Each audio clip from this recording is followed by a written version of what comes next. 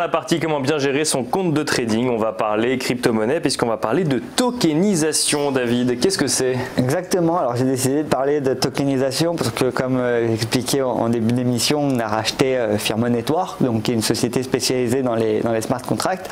Et donc en gros la tokenisation, pour faire simple, c'est transformer quelque chose en token, donc ça peut être tout et n'importe quoi. Les exemples les plus connus sont par exemple les stablecoins. Donc on peut citer par exemple l'USDT, le Tether qui est la crypto-monnaie de Bitfinex, donc qui est un échange dans la crypto et qui est basé sur le dollar américain. Et donc très simplement, en fait, on prend un dollar américain, on le met sous forme de token, et derrière ce dollar américain, il sera sous forme de token et il sera l'équivalent de 1 dollar américain.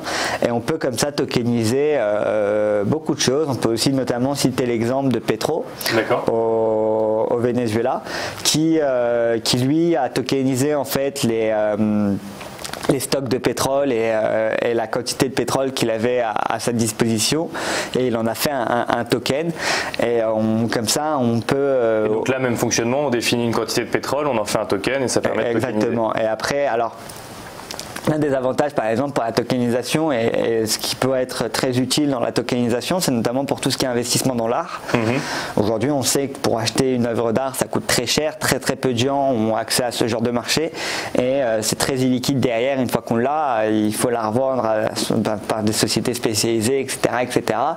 Et par exemple le fait de tokeniser une art, on prend par exemple un tableau, prenons par exemple la Mona Lisa, ou je dis une bêtise, on peut tokeniser ce tableau, donc en faire 1000 jetons ou 2000 jetons, et après les vendre à 2000 personnes qui vont détenir une part de ce tableau-là, et qui après, par exemple, pourront soit les revendre le token directement, soit attendre que la vente du tableau se fasse et retoucher après un pourcentage.